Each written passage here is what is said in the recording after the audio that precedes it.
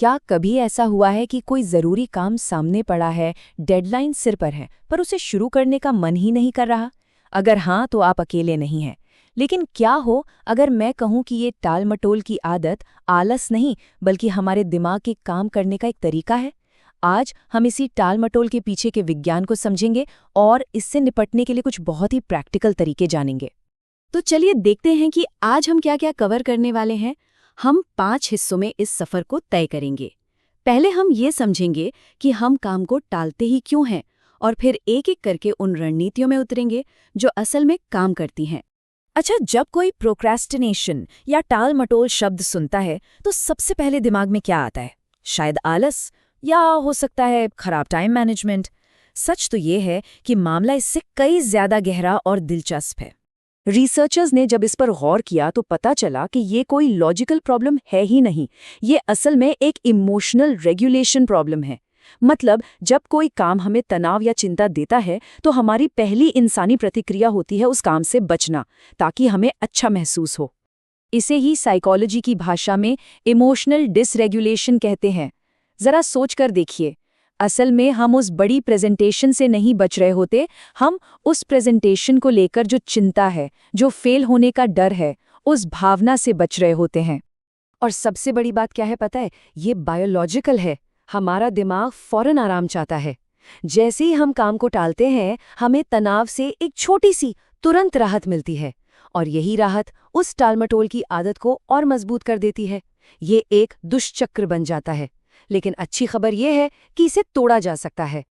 तो ठीक है, अब जब हम क्यों को थोड़ा बहुत समझ गए हैं, तो चलिए अपने पहले प्रैक्टिकल सॉल्यूशन पर चलते हैं। सबसे पहले ये पता लगाना होगा कि हमारा समय आखिर जा कहाँ रहा है।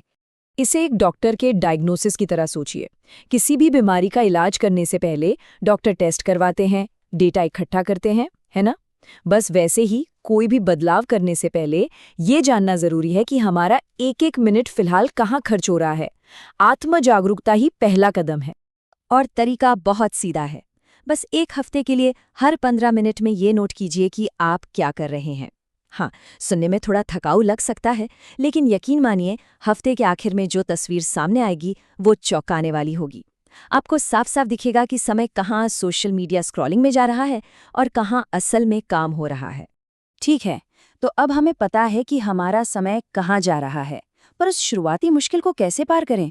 वो जो पहला कदम उठाने में हिचकिचाहट होती है, यहीं पर एंट्री होती है एक बहुत ही मशहूर तकनीक की, पोमोडोरो तकनीक। हाँ, आपने सही सुना। इसका नाम सच में टमाटर के शेप वाले एक किचन टाइमर पर रखा गया है, जिसे इटालियन में पोमोडोरो कहते हैं। लेकिन इसके मजेदार नाम से धोखा मत खाइएगा। ये प्रोडक्टिविटी बढ़ाने के लिए एक कमाल का शक्तिशाली टूल है। इसका साइकिल बहुत ही आसान है।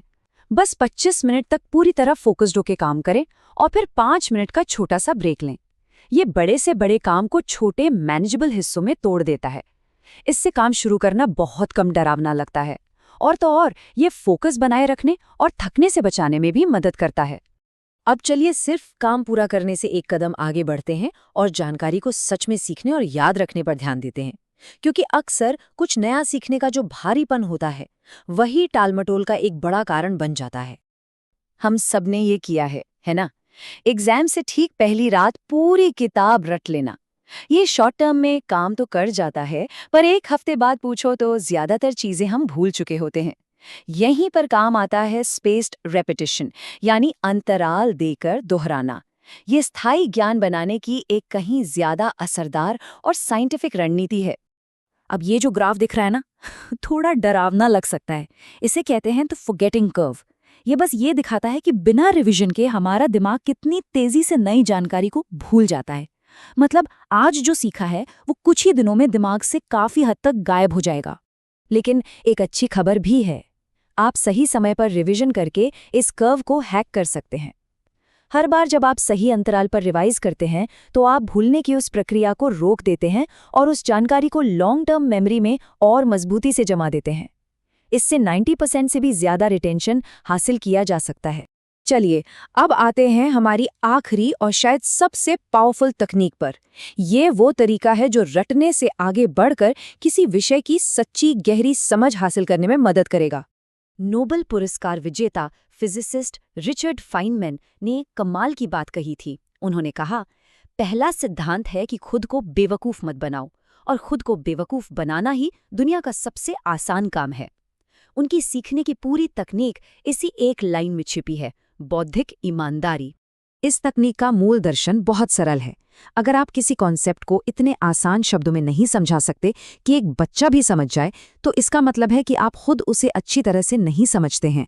असली समझ की पहचान ही सादगी है। ये 4 स्टेप की एक सीधी साधी प्रोसेस है। पहले एक विषय चुनें, फिर उसे ऐसे सिखाने की कोशिश करें जैसे आप किसी और को समझा रहे हों। आप जहाँ जहाँ अटकते हैं या मुश्किल शब्दों का इस्तेमाल करते हैं, वही आपके नॉलेज गैप्स हैं। अब वापस जाइए, उन गैप्स को भरिए और फिर अपनी व्याख्या को और भी सरल बनाइए। ये सिर्फ जानने और सच में समझने के बीच का फर्क है।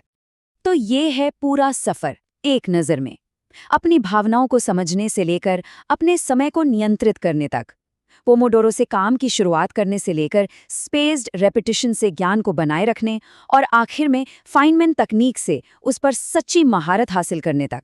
तो अब जब भावना का निदान हो गया है और तरकीबें भी पता चल गई हैं, सवाल बस ये है कि महारत हासिल करने की शुरुआत किस चीज़ से होगी।